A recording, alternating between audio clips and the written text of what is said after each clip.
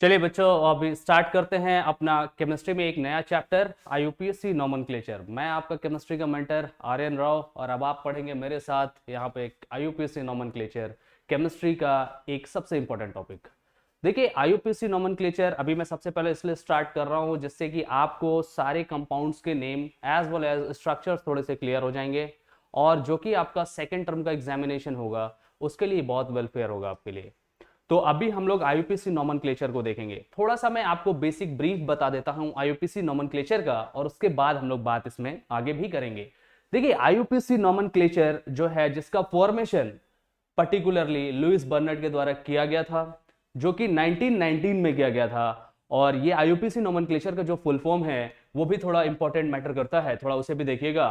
International union of pure and applied chemistry, international union of pure and applied chemistry, जो कि 1919 में form किया गया, जिसका हेड ऑफिस यूनाइटेड स्टेट में है। वहां पर एक एस्टेब्लिशमेंट की जाती है केमिस्ट्री डिपार्टमेंट के लिए कि इनके एलिमेंट के स्ट्रक्चर एज वेल एज इनके नेम पूरे वर्ल्ड वाइड डिफाइन होने चाहिए, जिससे कि कम्युनिकेशन बहुत इजी हो जाए, जिससे कि एलिमेंट की प्रॉपर्टीज को पढ़ना वर्ल्ड वाइड इजी हो जाए और सारी जानकारियां जैसे एज वेल एज इंडिया में है इसी तरीके से पूरे फॉरेन में भी रहें। तो चलिए देखते हैं, बात करते हैं आईयूपीसी नोमेनक्लेचर की। ठीक है, तो आईयूपीसी नोमेनक्लेचर स्टार्ट करने के लिए यहां पे मैंने कुछ पूरा इसका क्लासिफिकेशन लिख रखा है कि आईयूपीसी नोमेनक्लेचर कैसे डिफाइन होगा।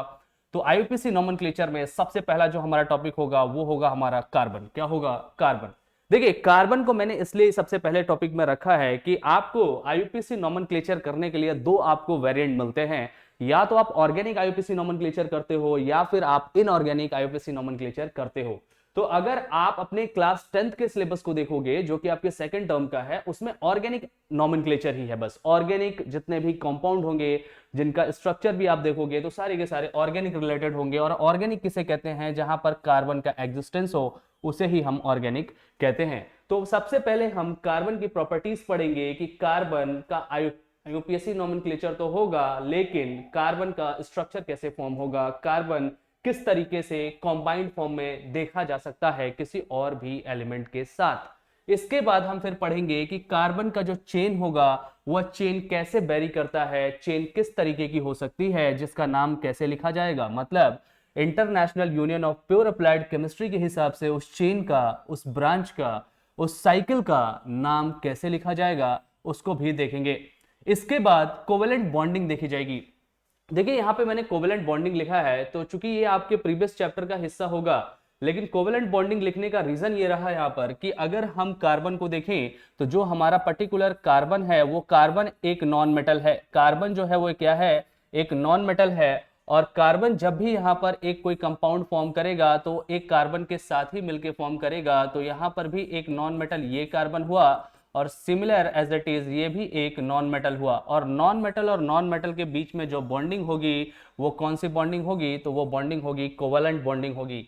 तो हम यहाँ पे जब भी कार्बन के चेन को देखेंगे, चाहे वो ब्रांच्ड हो, चाहे वो स्ट्रेट हो, चाहे वो साइक्लिक हो, चाहे वो एलिसाइक्लिक हो या फिर कोई भी और अदर चेन हो, तो कार्बन हमेशा कार्बन से ही जुड़ा होगा ऑर्गेनिक केमिस्ट्री के इस नोमेनक्लेचर में। और कार्बन जब कार्बन से जुड़ा होगा तो नॉन मेटल किससे जुड़ा होगा? नॉन मेटल से, क्योंकि कार्बन को नॉन मेटल ही ट्रीट किया जाता है। जिसका एक सबसे अच्छा एग्जांपल भी है कि कार्बन का जो सबसे हार्डेस्ट नॉन मेटल का जो एक स्ट्रक्चर मिलता है वो डायमंड होता है, जिसकी एक यूनिट कुछ इस तरीके की होती है। ठीक है, डायमंड होता है। अच्छा, इसके बाद मैंने कोवेलेंट बॉन्डिंग जो लिखा था वो तो इसलिए लिखा था क्योंकि दो कार्बन होंगे जिसके बीच में एक नॉन मेटल और एक नॉन मेटल होगा। तो नॉन मेटल की प्रॉपर्टी को पढ़ने के लिए कोवेलेंट बॉन्डिंग है। फिर बात करेंगे हाइड्रोकार्बन्स की। देखिए, जनरली एक बात यहां पर जो कि आईयूपीसी की तरफ से ही निकल कर आई थी कि जब भी कार्बन और कार्बन आपस में एक बॉन्ड से मिले हों, जो कि ये सिंगल कोवेलेंट बॉन्ड है, ये सिंगल कोवेलेंट बॉन्ड है एससीबी, सिंगल कोवेलेंट बॉन्ड से कार्बन और कार्बन एक दूसरे से मिले हुए हैं, तो यहां पे बाकी जो वैलेंसी है कार्बन की, जो कि कार्बन के टोटल 4 वैलेंसी होती है, इन बाकी वैलेंसीज में क्या होगा? तो बोला जाता है कि वो बाकी वैलेंसी अगर कोई भी एलिमेंट कार्बन से कंबाइन करने को रेडी नहीं है या फिर कार्बन से कंबाइन नहीं हुआ है, तो वो सारे के सारे एलिमेंट जो होंगे वो हाइड्रोजन की जगह से भर दिए जाएंगे। मतलब ये सारे जो जगह होंगी कार्बन की वैलेंसी की वो हाइड्रोजन से फुलफिल कर दी जाएगी। वहीं से ये टर्म आता है हाइड्रोकार्बन्स। मीन्स क्या कि कार्बन जो है वो हाइड्रोजन से मिक्स होगा। किससे मिक्स होगा? हाइड्रोजन से मिक्स होगा, जब उसे अपनी बैलेंसी फुलफिल करने के लिए कोई और एलिमेंट नहीं मिलेंगे।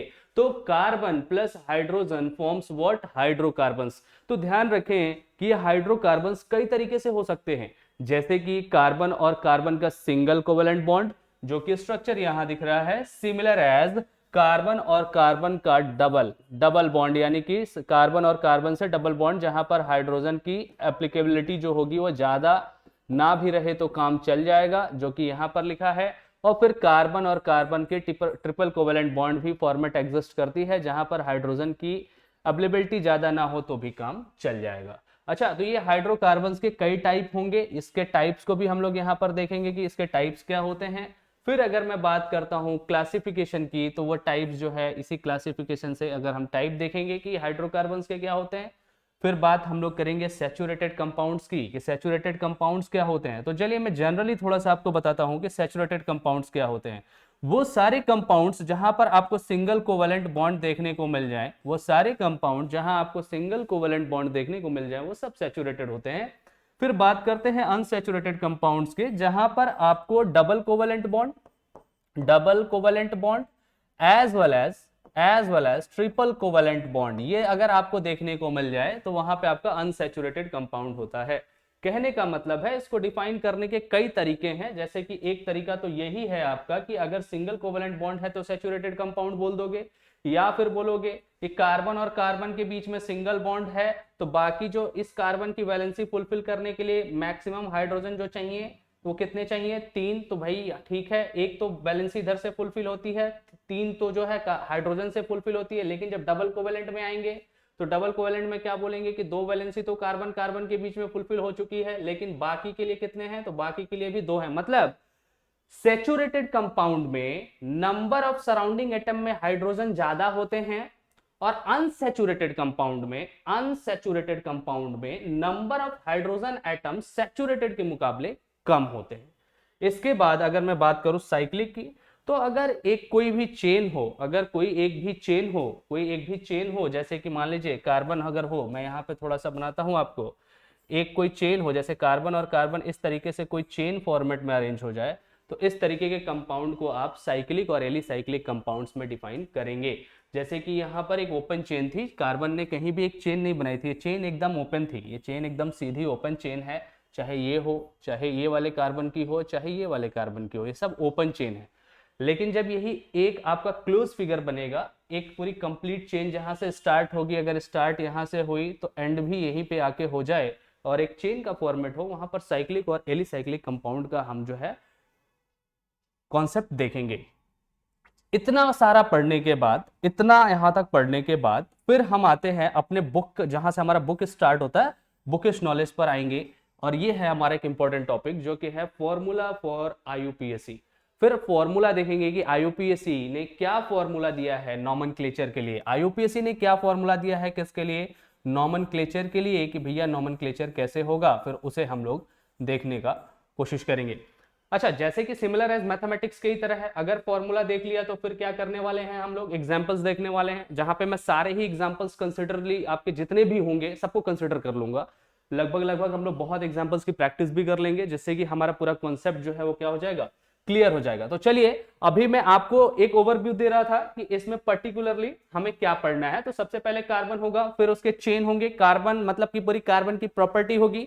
उसके बाद इसके चेन होंगे कि चेन में क्या करना है, कैसे चेन हो सकता है, स्ट्रेट होगा, ब्रांच होगा, साइक्लिक होगा। फिर कोवेलेंट बॉन्ड, क्यों कोवेलेंट बॉन्ड? क्योंकि कार्बन कार्बन से मैच करेगा, और कार्बन कार्बन से मैच करने की वजह से जब दो नॉन मेटल आपस में मिलते हैं तो कौन सी बॉन्डिंग हो जाती है? Covalent bonding. तो कोवेलेंट बॉन्डिंग भी थोड़ा समझ लेंगे, जो कि हमें और भी चैप्टर्स में हेल्प करेगा। और फिर हम लोग बात करेंगे हाइड्रोकार्बन्स की, क्योंकि कार्बन जो है ज्यादातर किससे अपनी वैलेंसी फुलफिल करता है? जब उसे कोई भी एलिमेंट नहीं मिलते तो वो एलिमेंट होगा हाइड्रोजन।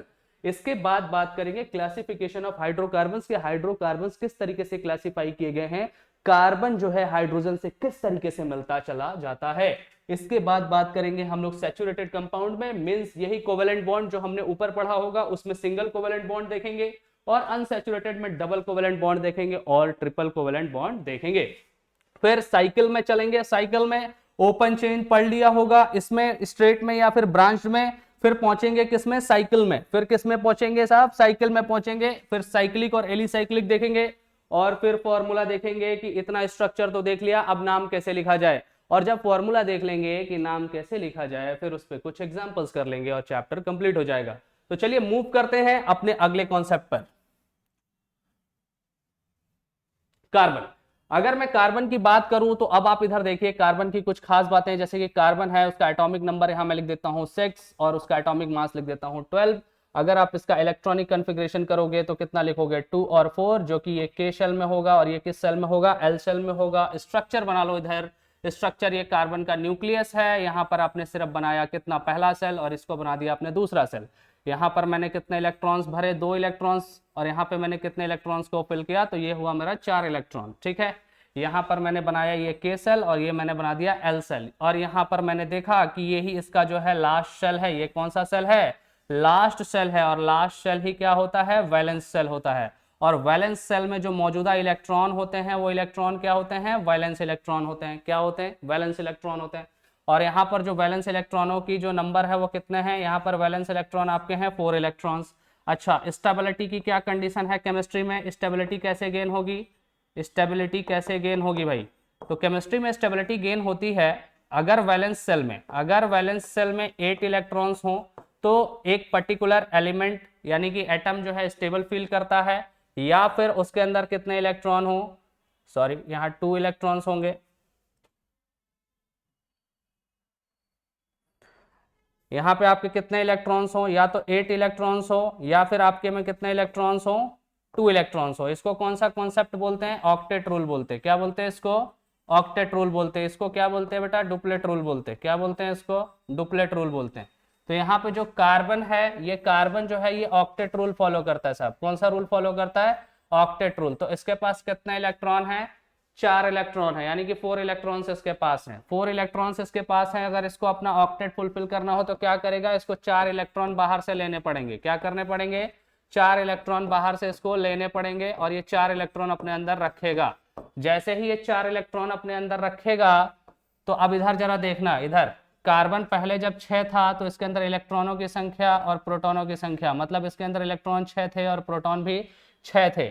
और अभी देखिए, अभी इसके बाद क्या होने वाला है, जब इसने 4 इलेक्ट्रॉन ज्यादा लिया है, जब इसने 4 इलेक्ट्रॉन यहाँ पे ऐड किया है, इधर से 4 इलेक्ट्रॉन जब ऐड हुए तो ये 6 + 4 कितना हो चुका है, इसके अंदर 10 इलेक्ट्रॉन हो चुके हैं, और प्रोटॉन तो वैसे ही एज इट इज है।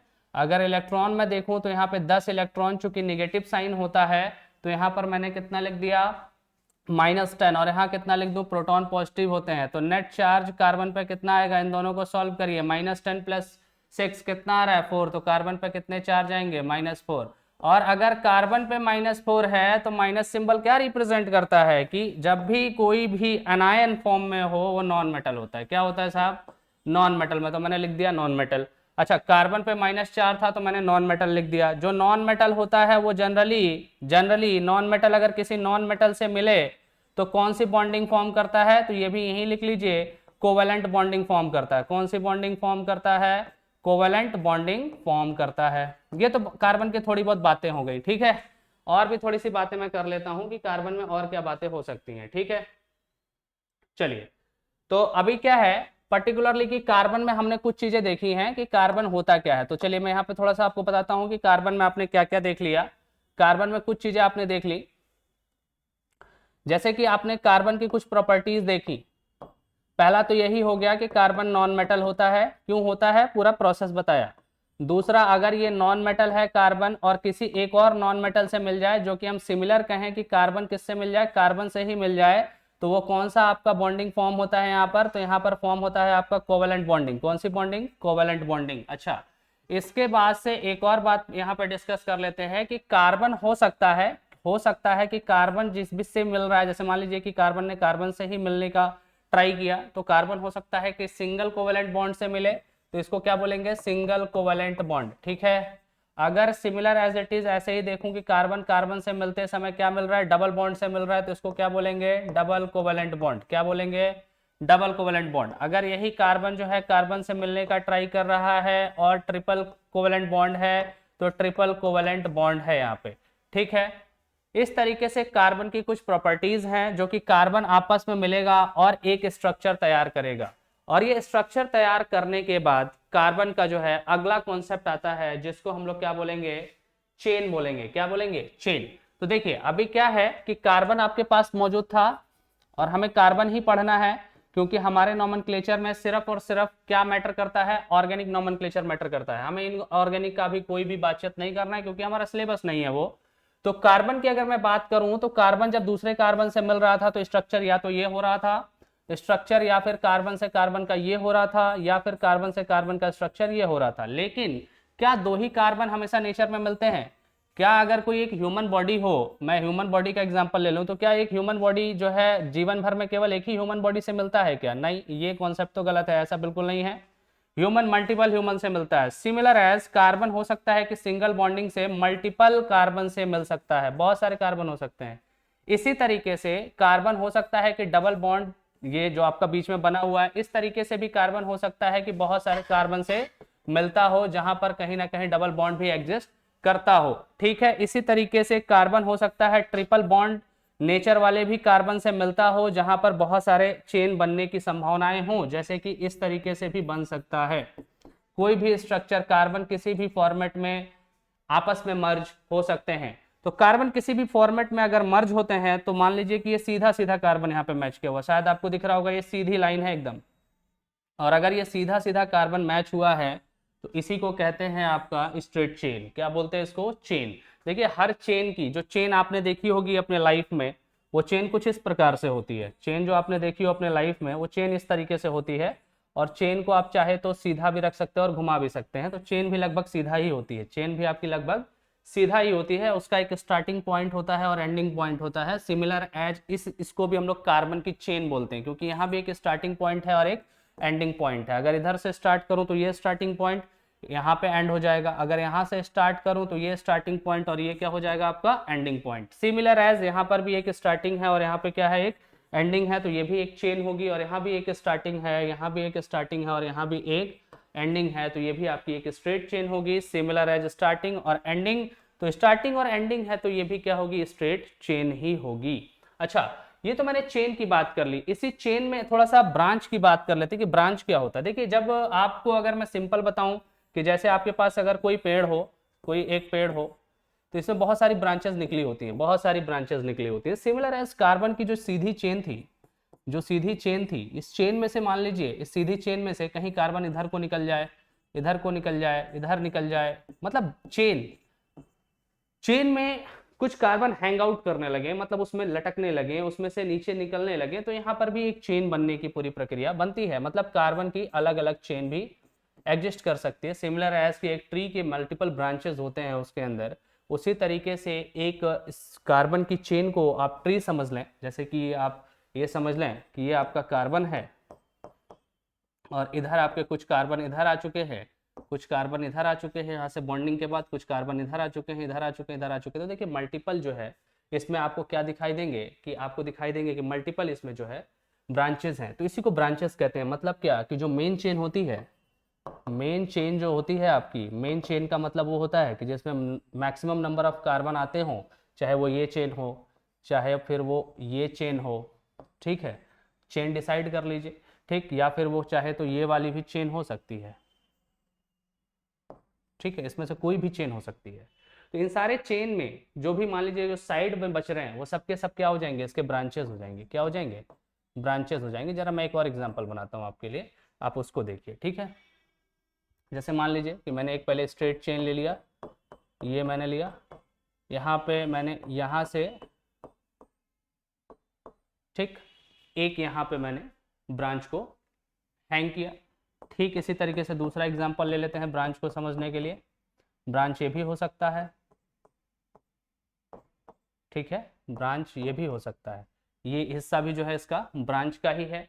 इसी तरीके से मैनी आपके एग्जांपल्स हो सकते हैं। जैसे मान लीजिए ये हो गया आपका, ये भी आपका एक ब्रांच हो सकता है। इसमें सारे के सारे ब्रांच के ही एग्जांपल्स हैं। अगर आप इसको चेन कंसिडर करेंगे, जो कि लॉन्गेस्ट कार्बन चेन होगा, हमेशा चेन जो होती है ना, चेन लॉन्गेस्ट ही चूज करनी चाहिए। चेन ये भी हो सकती थी, लेकिन इसमें टोटल कितने कार्बन है? 3। इसमें कितने हो गए इस चेन में? यहाँ से स्टार्टिंग मानो और यहाँ एंडिंग मान लो, जैसे इसकी स्टार्टिंग यहाँ मान लो, एंडिंग यहाँ मान लो, या फिर इधर स्टार्टिंग मान लो या एंडिंग मान लो, तो टोटल इस चेन में कितने होंगे? स्टार्टिंग एंडिंग आप किसी भी एंड पे मान सकते हो, उससे कोई दिक्कत नहीं है। वो बाद में बताऊंगा कि कब, अभी जो है जब फॉर्मूला पढ़ेंगे तो तब और भी बताऊंगा कि कैसे कहाँ स्टार्टिंग होता है, लेकिन अभी आप मान सकते हो। स्टार्टिंग और एंडिंग आपने इधर मान ली, एंडिंग इधर मान ली आपने, स्टार्टिंग इधर मान ली, ठीक है। और इसके बाद से आप इसी में देख लो, स्टार्टिंग इधर मान लो या फिर उल्टा ही कर लो, उससे कोई फर्क नहीं पड़ता। इसमें टोटल कितने हैं आपके पास? तो 3 2 5, यानी कि कितने हो गए आपके पास? यहाँ 5 कार्बन हो गए, यहाँ 3 कार्बन हो गए। तो जो पर्टिकुलर हमारा मेन होगा चेन, वो ये होगा। क्यों? क्योंकि इसमें मैक्सिमम नंबर ऑफ कार्बन आ रहे हैं, इस चेन में मैक्सिमम नंबर ऑफ कार्बन है। तो ये जो है हमारा, ये पर्टिकुलरली कंसिडरेबल होगा मेन चेन में, और ये आपका किस में चला जाएगा? ब्रांच में। तो ये आपका हो गया, यहाँ देखिए, ये हो गया आपका मेन चेन बोलिए, या फिर आप इसी को चेन बोलिए, और ये आपका क्या हो गया? ये हो गया आपका ब्रांच हो गया। क्या हो गया? ये ब्रांच हो गया, ठीक है, जो कि मेन चेन से हैंग आउट करता है। अच्छा, ये तो बात हो गई इसकी चेन की। अब इसी में साइक्लिक ऑर्डर होता है। क्या होता है? Cyclic order. ये देखिए, ये चेन हो सकता है, अगर मैं इसी चेन की बात करूं, जो मैं आपके नॉर्मल लाइफ की चेन की बात करूं, तो हो सकता है कि ये चेन सीधा रह जाए। तो सीधा रह गया तो सीधा सीधा आपने पढ़ लिया। हो सकता है कि ये चेन थोड़ा सा इस तरीके से भी घूम जाए, तो घूम मतलब थोड़ा सा बेंड कर जाए, वो भी आपने लगभग लगभग पढ़ लिया। देखिए, उसको भी आपने बेंड पढ़ लिया। हो सकता है कि ये पर्टिकुलर जो चेन है, ये चेन जो है क्या करे? एक साइकिल बना ले। क्या बना ले? ये चेन जो है आपका एक साइकिल बना ले। तो उसमें भी हम लोग साइक्लिक ऑर्डर पढ़ते हैं। तो साइक्लिक में क्या होगा? एक कार्बन, मान लीजिए कि 4 कार्बन हो मेरे पास, 4 कार्बन हो, तो 4 कार्बन ऐसे भी जोड़ सकते हैं, जो कि एक चेन बना सकते हैं, ठीक है। 4 कार्बन ऐसे भी जोड़ सकते हैं दोस्त, जो कि एक साइक्लिक ऑर्डर में जुड़ जाए, जो कि एक साइक्लिक ऑर्डर में जुड़ जाए। तो इसी को साइकिल बोलते हैं कि whenever there will be a number of carbons forming a cycle, जहां से स्टार्ट हुआ वहीं को एंड हो गया, जहां से स्टार्ट हुआ वहीं को एंड हो गया, तो वो साइकिल बनाता है, ठीक है। तो उसकी भी बात हम लोग चेन में करते हैं, जो कि एक आपका पर्टिकुलर चेन में आता है। तो अभी हम लोगों ने पिछले टॉपिक में, जो हमारा टॉपिक का हेडिंग था, उसमें हमने सभी को देख लिया। ब्रांच क्या होता है, ठीक है, साथ ही साथ चेन क्या होती है और साइकिल क्या होता है, ठीक। अभी हम लोग बात करेंगे कोवेलेंट बॉन्डिंग की। चूंकि हम लोग बात करने वाले हैं अपने पूरे कॉन्सेप्ट नोमेनक्लेचर में कार्बन की, तो थोड़ा सा कोवेलेंट बॉन्डिंग का भी बात करना यहाँ इंपॉर्टेंट होता है। कोवेलेंट बॉन्डिंग होती क्या है जनरली? तो देखिए, कोवेलेंट बॉन्डिंग वो होती है जहां दो मेटल, दो नॉन मेटल्स, जो नॉन मेटल्स होते हैं, दो नॉन मेटल और नॉन मेटल जहां पर मिलकर बॉन्डिंग कर लें, क्या कर लें? बॉन्डिंग कर लें, वहां पर जो बॉन्ड फॉर्म होता है उसी को हम लोग कोवेलेंट बॉन्डिंग कहते हैं। वो नॉन मेटल कोई भी हो सकते हैं। नॉन मेटल जनरली जो है पी ब्लॉक से बिलोंग करते हैं। किस ब्लॉक से बिलोंग करते हैं? पी ब्लॉक से। पी ब्लॉक किधर है पीरियोडिक टेबल में अगर देखा जाए तो पीरियोडिक टेबल पे इधर का हिस्सा जो होता है वो पी ब्लॉक होता है, लास्ट वाले को छोड़ के, क्योंकि ये नोबल गैसेज होती है। क्या होती है? ये नोबल गैसेज होती है, ठीक है। तो पी ब्लॉक के एलिमेंट, पी ब्लॉक में आपको जो है नॉन मेटल मिल जाता है, और साथ ही साथ कुछ आपको मेटलॉइड भी मिल जाते हैं, ठीक है, जो कि आपके सिलेबस में हार्डली 5 मेटलॉइड हैं। बाकी सब के सब क्या है? आपके नॉन मेटल है। बाकी सब के सब क्या है? आपके नॉन मेटल हैं। तो कोवेलेंट बॉन्डिंग वही होती है जहां पर दो नॉन मेटल आपस में मिलकर बॉन्ड फॉर्म करते हैं, और उस बॉन्डिंग का नाम जो होता है कोवेलेंट बॉन्डिंग होता है। और जो दो नॉन मेटल के बाद से बॉन्डिंग के बाद जो कंपाउंड बनता है, जो पर्टिकुलर कंपाउंड बनेगा, चूंकि दो एलिमेंट आपस में मिल जाते हैं, एक एलिमेंट ये होगा और मान लीजिए बॉन्डिंग हो गई, एक एलिमेंट ये हुआ, तो अब एलिमेंट और एलिमेंट मिलकर क्या फॉर्म करते हैं? सी, कंपाउंड फॉर्म करते हैं। तो अब ये जो पर्टिकुलर कंपाउंड होगा, ये कंपाउंड को क्या बोलेंगे? कोवेलेंट कंपाउंड बोलेंगे। क्या बोलेंगे? कोवेलेंट कंपाउंड बोलेंगे आप।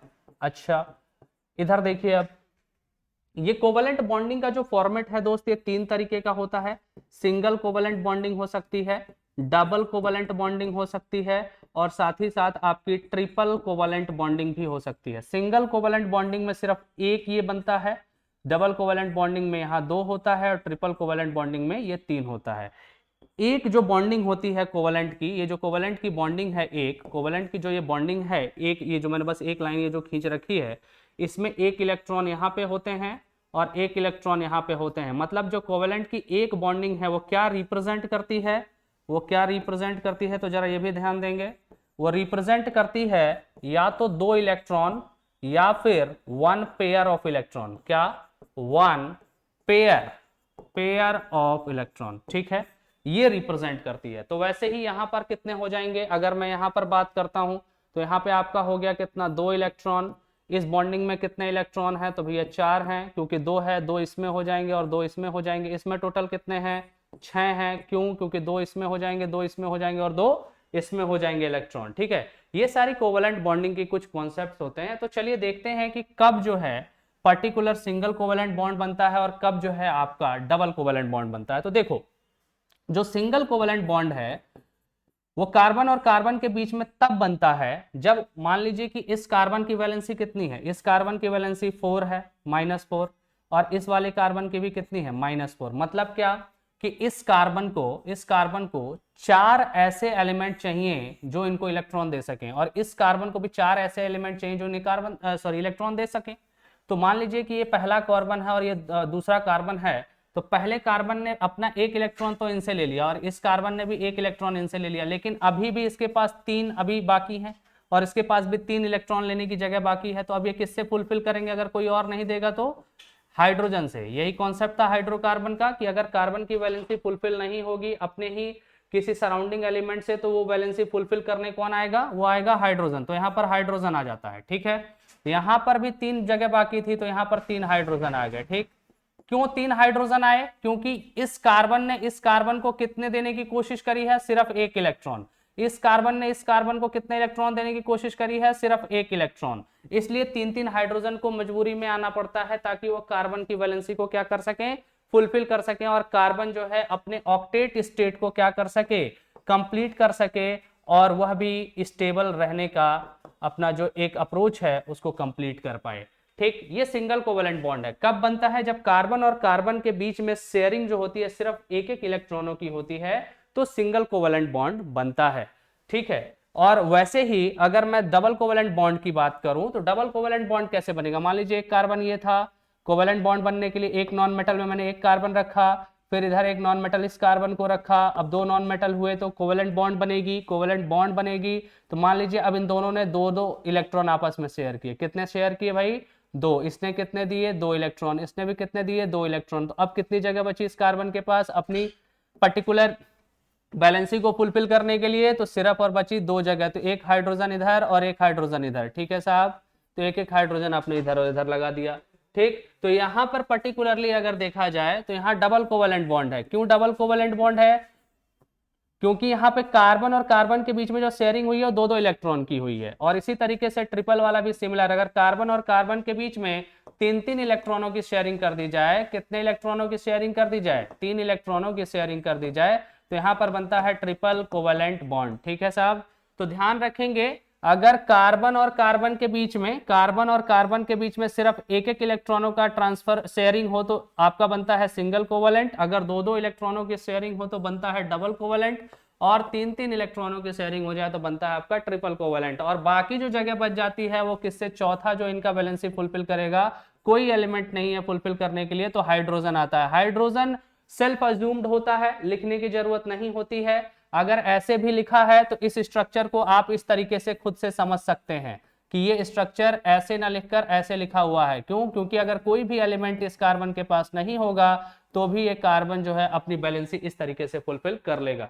यहाँ पर कितने आएंगे? एक हाइड्रोजन यहाँ भी आएगा, इसमें भी सेम एज इट इज, ये हाइड्रोजन यहाँ आएगा, और इसके भी 3 जो बाकी बचेंगे वो किससे फुलफिल हो जाएंगे? हाइड्रोजन से ही फुलफिल हो जाएंगे, जिससे कि कार्बन अपने स्टेबिलिटी को गेन करता है। तो ये कोवेलेंट बॉन्डिंग है जो कि आपको ध्यान देनी होगी कि कोवेलेंट बॉन्डिंग का तीनों नेचर आपको यहाँ पर देखने को मिलेगा, सिंगल, डबल और ट्रिपल। किसके बीच में? तो कार्बन एंड कार्बन के बीच में। और वहीं से फिर हम लोग आगे अपने अगले कॉन्सेप्ट को प्रोसीड कर सकते हैं। तो चलिए फिर आगे चलते हैं। देखिए,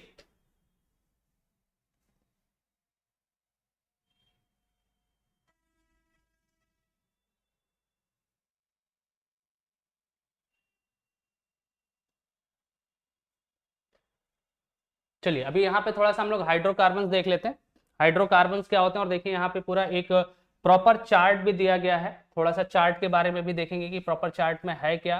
तो देखिए सबसे पहला यहाँ पे हाइड्रोकार्बन जो है वो हाइड्रोकार्बन आपको यहाँ पे मैंने लिखा हुआ एल्केन, एल्कीन और एल्काइन। अभी आपको इस नामों से कोई बहुत ज्यादा मतलब नहीं रखना है, मैं भी आपको बताऊंगा कि इसमें होता क्या है। लेकिन आप यहाँ पे देखिए, ये तो आप ध्यान से देख सकते हैं, यहाँ पे सिंगल कोवेलेंट है, यहाँ डबल कोवेलेंट है और यहाँ पर ट्रिपल कोवेलेंट है। मतलब क्या कि ध्यान रखें, जहां पर कार्बन और कार्बन के बीच में सिंगल कोवेलेंट बॉन्ड बना था, क्या बना था? Single covalent bond. इसी को आप क्या कह देंगे? एल्केन कहेंगे। क्या कहेंगे? एल्केन कहेंगे। समझने के लिए ध्यान रखेंगे। फिर यहाँ पे देखिए कार्बन और कार्बन के बीच में कौन सी बॉन्डिंग है, तो कार्बन और कार्बन के बीच में डबल बॉन्डिंग है। कार्बन और कार्बन के बीच में कौन सी बॉन्डिंग है,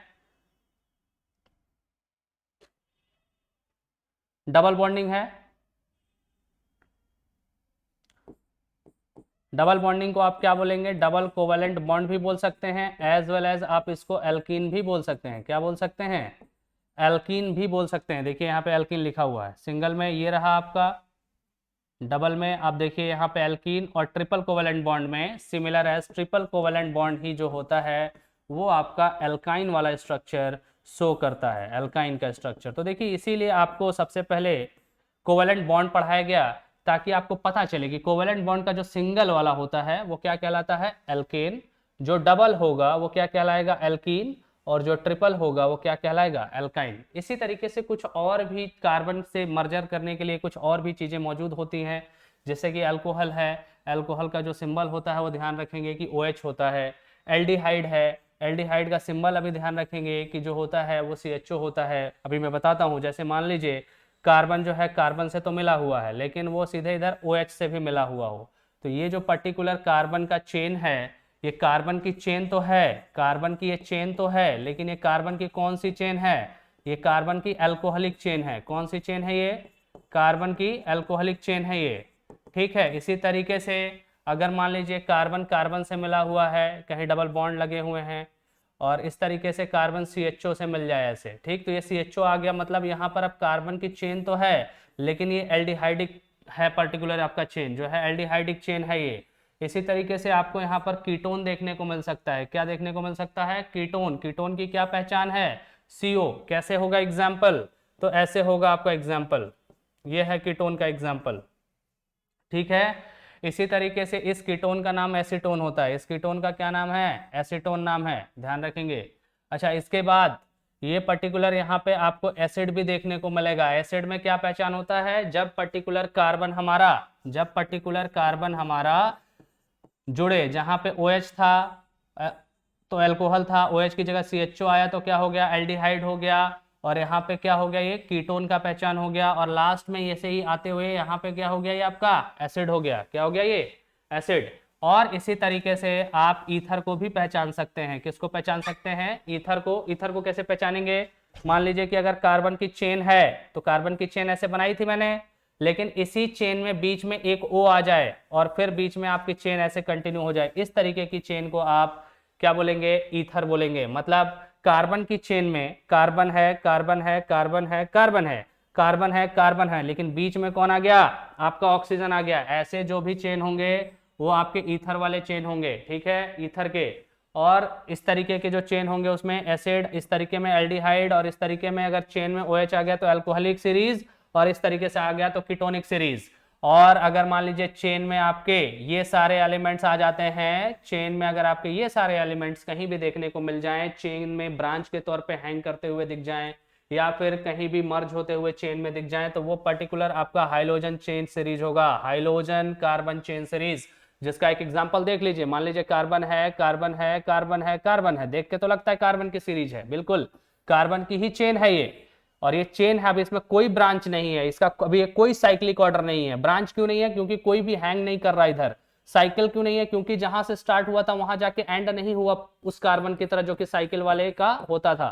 तो ये ना ही अभी ब्रांच है और ना ही ये अभी क्या है, साइक्लिक है, दोनों नहीं है। लेकिन अभी ब्रांचेस में मैं मान लो कि हाइड्रोजन के तौर पे मैं यहां से एक क्लोरीन हैंग कर दूं, तो अब यहां से ब्रांचेस हैंग होने लगे। क्या होने लगे, ब्रांचेस। ये हमारा मेन ट्री हुआ जो कि हमारा लॉन्गेस्ट कार्बन चेन था, उसमें से ये सब क्या हो जाएंगे, ब्रांचेस हो जाएंगे। क्या हो जाएंगे, सारे के सारे ब्रांचेस हो जाएंगे। तो ये हाइड्रोजन की सीरीज हो जाएगी। कौन सी सीरीज हो जाएगी, हाइड्रोजन की ब्रांच कार्बन चेन सीरीज हो जाएगी। ये आप कोई भी आप कॉमन एक्स लिखते हैं तो एक्स के अंदर ये सारे मर्जर में होते हैं, मतलब आप फ्लोरीन लिख सकते हैं, क्लोरीन भी लिख सकते हैं, ब्रोमीन और आयोडीन, इसमें से कोई भी हाइड्रोजन आप फॉल करा सकते हैं, उससे कोई दिक्कत नहीं होती है। ये जितने भी इधर नाम लिखे गए हैं, ये हम जब IUPAC फॉर्मूला पढ़ लेंगे तो हम खुद ही ये सब नाम लिख लेंगे, क्योंकि बहुत ईजी है। ठीक, जब हम IUPAC का फॉर्मूला कंप्लीट करेंगे ना, उसके बाद ये नाम आप खुद ही लिख लोगे, बहुत ईजी है। ठीक, तो इस टॉपिक को जो है आप जब नोमेनक्लेचर का फॉर्मूला पढ़ लेना तो खुद ही सॉल्व कर लेना, ठीक, कि कैसे होता है ये। चलिए अभी आगे चलते हैं। अब देखिए यहाँ पे मैंने क्लासिफिकेशन ऑफ हाइड्रोकार्बन्स लिखा हुआ है, ठीक है, कि हाइड्रोकार्बन्स को कैसे डिफाइन किया गया। तो कुछ चीजें अभी आपको मैंने बताई। देखिए हाइड्रोकार्बन्स जो होता है, पहले इसी को समझ लीजिए कि होता क्या है। मैंने बताया आपको सिंपल कि अगर कार्बन और कार्बन है और कोई भी एलिमेंट इनसे आके मर्ज नहीं होना चाहते ताकि कार्बन की स्टेबिलिटी कंप्लीट हो, तो कार्बन किससे अपनी स्टेबिलिटी को कंप्लीट करता है? हाइड्रोजन से कंप्लीट करता है। किससे कंप्लीट करता है अपनी स्टेबिलिटी को? हाइड्रोजन से। तो देखिए यहां पर मर्जर किसका है? हाइड्रोजन का है। यहाँ पे मर्जर किसका है? एक हाइड्रोजन का है एंड किसका है? कार्बन का है। हाइड्रोजन और कार्बन का है। तो यहीं से ये नाम भी निकल के आया है, क्या? हाइड्रोजन का hydro plus carbon, hydro plus carbon forms what? Hydrocarbons. क्या फॉर्म करते हैं? हाइड्रोकार्बन्स। ठीक है, hydrocarbons means combination of hydrogen as well as carbon in many ways is known as hydrocarbon. माने हाइड्रोजन और कार्बन मैनी वेज में मिलने वाला ही तरीका हाइड्रोकार्बन्स कहलाता है। मतलब मान लो कि हाइड्रोजन जो है कार्बन से जब मिल रहा है तो पर्टिकुलर हो सकता है कि वहां कार्बन और कार्बन के बीच में सिंगल बॉन्ड एग्जिस्ट करता हो, एक इलेक्ट्रॉनों का ट्रांसफर होता हो सकता है कि कार्बन और कार्बन जो है आपस में जब मिल रहे हैं तो वहां पर 2 इलेक्ट्रॉनों का ट्रांसफर होता हो, वहां डबल कोवेलेंट बॉन्ड बनती हो, हर कार्बन 2-2 इलेक्ट्रॉन शेयर करता ठीक है। हो सकता है कि कार्बन और कार्बन के बीच में जो है ट्रिपल बॉन्डिंग एग्जिस्ट करती हो सकता है कि दोनों जो है 3-3 इलेक्ट्रॉन आपस में शेयर करते हो।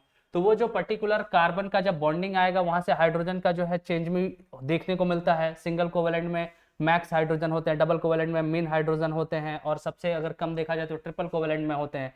इसी तरीके से आपका एलिफैटिक या फिर ओपन या फिर 2 कैटेगरी में हाइड्रोकार्बन्स को डिफाइन किया गया है। एलिफैटिक में आता है सबसे पहला चेन, जो तब से मैं चेन आपको पीछे अभी बहुत सारे टॉपिक्स में बता चुका हूं कि चेन क्या होता है। तो सिंपल वही चेन जो कि यहाँ पे आपको मैंने बना के दिखाया था, इसी को हम लोग क्या कहते हैं? चेन कहते हैं। ठीक है साहब, अब ये चेन तो हो गया। चेन एलिफैटिक का पहला हिस्सा क्या है? चेन। एलिफैटिक बोलिए चाहे ओपन बोलिए, देखिए चेन ओपन ही है। ये कार्बन की जो चेन है ये ओपन है, यहाँ से शुरू हो रही है और यहाँ को खत्म है, चेन ओपन है। तो आप एलिफैटिक बोलो या ओपन बोलो, इससे कोई फर्क नहीं पड़ता।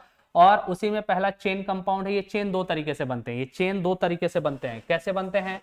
पहला सैचुरेटेड बनता है। क्या बनता है? सैचुरेटेड। सैचुरेटेड का मतलब कि अगर सारे कार्बन, अगर सारे के सारे कार्बन सिंगल कोवेलेंट बॉन्ड से एडेड हैं तो उसको हम लोग बोलते हैं सैचुरेटेड। यहां पर कोई भी डबल, कोई भी ट्रिपल का कॉन्सेप्ट नहीं होता। ठीक। अनसैचुरेटेड में क्या होता है? अगर कार्बन और कार्बन सिंगल से जुड़े लेकिन कोई भी एक डबल आ गया, देखिए यहां पर सिंगल भी हो सकता है लेकिन अगर एक भी डबल बॉन्ड आ गया तो ये हो गया आपका डबल कोवेलेंट बॉन्ड।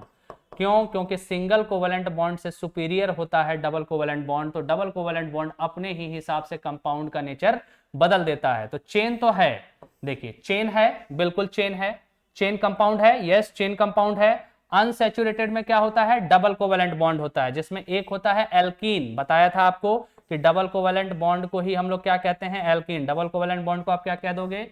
एल्कीन। वैसे ही चेन यहां पर भी बनेगी, चेन तो यहां पर भी बनेगी साहब, लेकिन यहां पर अल्काइन है तो यहां पर एक कार्बन जो होगा वो कितने का हो जाएगा? ट्रिपल कोवेलेंट बॉन्ड का। क्योंकि अभी आपको थोड़ी देर पहले बताया कि ट्रिपल कोवेलेंट बॉन्ड को आप अल्काइन समझ सकते हैं। तो यहां पर मैंने ट्रिपल कोवेलेंट बॉन्ड को क्या लिख दिया? अल्काइन लिख दिया। नीचे इनका एक जनरल फॉर्मेट है कि किस तरीके से आप कार्बन और हाइड्रोजन गिन सकते हैं। तो ये जनरल फॉर्मेट आप याद रखेंगे, इस पे भी एग्जांपल्स के टाइम में एग्जांपल्स कराए जाएंगे। ठीक है, कि इस पे कैसे एग्जांपल्स होगा। CnH2n plus 2, CnH2n, CnH2n minus 2, और जो यहाँ पर n है इसको मैं लिख देता हूं, ये है आपका number of carbon in series. ठीक है, number of carbon in series, जितने कार्बन आपके सीरीज में होंगे वही n की वैल्यू होगा। जैसे यहाँ पर n की वैल्यू कितनी है? 1 2 3 4। यहाँ n की वैल्यू कितनी है? n की वैल्यू 4 है। कितनी है यहाँ पे? n की वैल्यू 4 है। इसमें देखें तो कितनी है n की वैल्यू? n की वैल्यू यहाँ पर 5 है। अगर यहाँ पर देखूं मैं थोड़ा सा और भी इसको मैं इंक्रीज कर लूं, ठीक है, ये चेन में कुछ इस तरीके से बना लूं, ये भी एक चेन है, एक स्टार्टिंग है एक एंडिंग है। यहाँ पर कितने हो गए? 1 2 3 4 5 6। यहाँ n की वैल्यू कितनी हो गई? 6। तो आप इस फॉर्मूले का यूज करके आप बहुत कुछ निकाल सकते हो। जैसे यहाँ लिखा हुआ है CnH2n माइनस 2, तो आपने यहाँ पे कितना लिखा? C, n की वैल्यू कितनी है? 6, नीचे 6 लिख दीजिए। यहाँ लिखिए H2, 2n, 2n मतलब 2 इंटू n माइनस 2, तो यहाँ पे कितना आ जाएगा? C6H, 2 इंटू यहाँ पे n की जगह पे 6, तो 6 2 जा कितना होगा इधर? 12 - 2, तो यहाँ कितना हो गया C6H10। मतलब अगर एल्काइन की कोई सीरीज हो, उसमें अगर कितने कार्बन हो आपके पास, 6 कार्बन हो, तो कितने हाइड्रोजन चाहिए जिससे कि उसकी बैलेंसी फुलफिल हो जाए सारे कार्बन की, तो आपको 10 यानी कि 10 हाइड्रोजन रिक्वायर्ड होंगे। वैसे ही आप यहां पर भी निकाल सकते हैं। इसमें n की वैल्यू कितनी थी, 1 2 3 4, यानी कि 4 थी, तो C पे आपने कितना लिखा 4, और यहाँ पे 2 4 जा कितना हो जाएगा 8। अगर आपका कोई एल्कीन का सीरीज है, एल्कीन का सीरीज मतलब अगर आपके कार्बन की चेन में कहीं भी डबल बॉन्ड है, तो वो सीरीज आपकी कौन सी सीरीज होगी, एल्कीन की सीरीज होगी। और उस एल्कीन के सीरीज में अगर आपके पास 4 कार्बन है, तो कितने हाइड्रोजन और मिल जाएं ताकि आपके पर्टिकुलर जो है स्टेबिलिटी गेन हो जाए सारे कार्बन की, तो 8 और हाइड्रोजन रिक्वायर्ड होंगे। तो इस फॉर्मूले से आप ये सॉल्व करते हैं कि पर्टिकुलर कितने कार्बन को कितने हाइड्रोजन रिक्वायर्ड होते हैं different type of chemical bondings के इस सैचुरेटेड, अनसैचुरेटेड या फिर एल्कीन, एल्काइन और एल्केन्स में, जिससे कि हर कार्बन की स्टेबिलिटी पूरी हो जाए। तो ये कार्बन हमें बताता है, ये पर्टिकुलर हमारा ये फॉर्मूला जो कार्बन का है ये बताता है कि अगर आपके पास कार्बन का नंबर कितना है जिससे कि आप कितने हाइड्रोजन को और रिक्वायर करते हैं जिससे कि सारे के सारे कार्बन जो है स्टेबल हो जाएं। अच्छा, ये तो बात हो गई मेरी किसकी, इन सारे बात एलिफेटिक और ओपन या चेन या फिर सैचुरेटेड, अनसैचुरेटेड, एल्कीन, एल्काइंस की। सैचुरेटेड सिंगल बॉन्डेड वाली, डबल बॉन्डेड में, और ये ट्रिपल बॉन्डेड में। या फिर मैं सिंपली बोलूं तो अगर यहाँ पे आपका कहीं भी सारे कार्बन के बीच में सिंगल बॉन्ड दिखता है, वो आपका सैचुरेटेड होता है, एल्केन होता है या फिर सिंगल कोवेलेंट बॉन्ड होता है।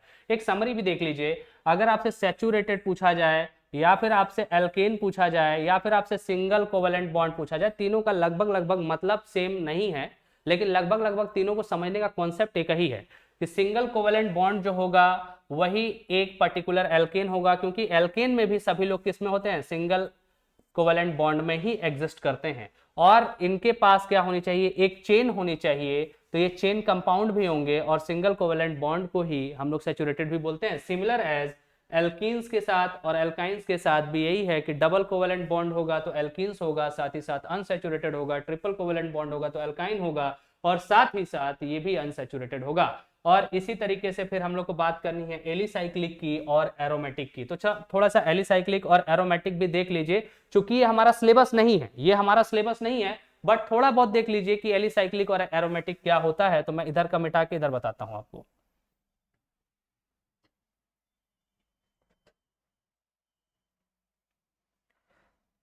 देखिए, एलिसाइक्लिक का मतलब यही होता है कि ये एक चेन तो फॉर्म करना चाहिए क्लोज। देखिए यहाँ पे साइक्लिक है ना, या फिर क्लोज है, साइक्लिक हो या क्लोज्ड हो। तो अभी मैंने आपको बना के दिखाया था इस तरीके से एक स्ट्रक्चर, इसको आप एलिसाइक्लिक कह सकते हैं, क्योंकि एक पहला तो ये एक चीज है कि देखिए क्लोज्ड है कि नहीं है, बिल्कुल क्लोज्ड है। साइक्लिक है, क्लोज्ड बोलिए या साइक्लिक बोलिए, बिल्कुल एक साइकिल है। एक साइकिल है, जहां से स्टार्ट हुआ वहीं को आके एंड हो गया। मान लिया कि यहां से स्टार्ट हुआ तो यहीं आके एंड हो गया, यहीं आके एंड भी हो गया, तो ये एक साइकिल बन रही है, बिल्कुल साइकिल बन रही है। और ये एक चेन कंपाउंड भी है, क्योंकि कार्बन चेन में ही जुड़े हैं, चेन में ही कार्बन जुड़े हैं, एक चेन है जो कि क्लोज्ड है या साइक्लिक है। अच्छा, इसी को बोलते हैं एलिसाइक्लिक। ठीक, एलिसाइक्लिक भी एक क्लोज चेन होती है और एरोमेटिक भी एक क्लोज चेन होती है। देखिए ये भी एक क्लोज चेन ही है, दोनों में क्लोज चेन है। मानता हूं मैं यहां से ये शुरू हो रही है तो यहीं को आके ये भी खत्म हो गई, जो जहां से शुरू हो रहा है वहीं को आके खत्म हो जा रहा है। इससे तो ये चीज क्लियर हो गई कि ये क्लोज्ड है और साथ ही साथ चेन में है। यहां भी कार्बन है, यहां भी हर जगह क्या है, कार्बन।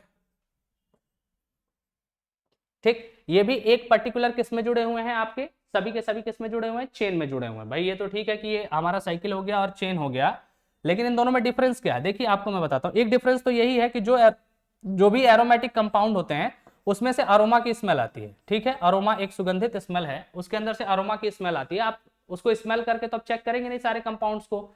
तो ध्यान रखिएगा, एरोमेटिक कंपाउंड्स और एलाइलिक, ठीक है, इन दोनों में चेन होता है, लेकिन इस वाले में पर्टिकुलर इससे ये डिफरेंस है कि यहां रेजोनेटिंग स्ट्रक्चर मिलती है, यहां रेजोनेटिंग स्ट्रक्चर नहीं मिलती। साथ ही साथ इसमें आपको डीलोकलाइज्ड पाई इलेक्ट्रॉन देखने को मिलेंगे, इसमें आपको डीलोकलाइज्ड पाई इलेक्ट्रॉन देखने को नहीं मिलेंगे। अब ये सब बातें क्या हैं, ये सब बातें आपके सिलेबस में नहीं है, तो अब डीलोकलाइज्ड पाई इलेक्ट्रॉन की बात मैं करूं उसकी जरूरत अब फिलहाल नहीं है, क्योंकि वो हमारे सिलेबस का हिस्सा नहीं है, वो आपको फर्दर अपने सीनियर क्लासेस में देखने को मिल जाएगा।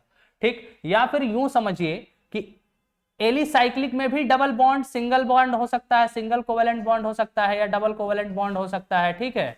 माने सैचुरेटेड भी हो सकता है ये, और ये अनसैचुरेटेड भी हो सकता है, माने सिंगल भी हो सकता है, डबल ट्रिपल वाला भी हो सकता है, अनसैचुरेटेड भी हो सकता है। इसके साथ भी सेम है, लेकिन बस यहाँ डी पाई वाला जो सिस्टम है, इलेक्ट्रॉन का डी आपका जो है पर्टिकुलर पाई डी पाई इलेक्ट्रॉन का डीलोकलाइजेशन भी देखने को मिलेगा, लेकिन इसमें आपको देखने को नहीं मिलेगा, और ये सारी चीजें हमारे सिलेबस की नहीं है तो हम उसको भी डिस्कस नहीं करेंगे। इसके बाद से आपको सैचुरेटेड और अनसैचुरेटेड का थोड़ा सा मैं डिफरेंस भी बता देता हूं कि सैचुरेटेड और अनसैचुरेटेड में क्या डिफरेंस है। और सिंपली अगर आप देखो तो पहले एग्जांपल देख लो। सैचुरेटेड में ये एक एग्जांपल था, शायद अगर आपको याद हो कि सैचुरेटेड हमने जिसको बोला था वो सिंगल कोवेलेंट बॉन्ड को ही बोला था, और साथ ही साथ उसमें सारे के सारे कार्बन जो थे वो सिंगल बॉन्डेड से ही जुड़े हुए थे सभी से, ठीक है साहब।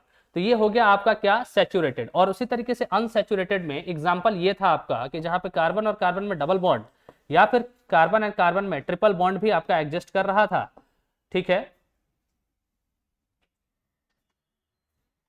हो गया ठीक। तो यहाँ पे आपने कार्बन और कार्बन में आपने क्या किया, ट्रिपल बॉन्ड को यहाँ पर बना दिया, ठीक है।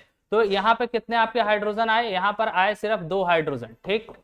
यहाँ पर कितने हाइड्रोजन आए आपके, सिर्फ 1 हाइड्रोजन। ये हाइड्रोजन जो मैं इधर लगा रहा हूं, आप एक इधर भी लगा सकते हो, इधर भी लगा सकते हो, मर्जी आपकी होगी, उससे कोई फर्क नहीं पड़ता।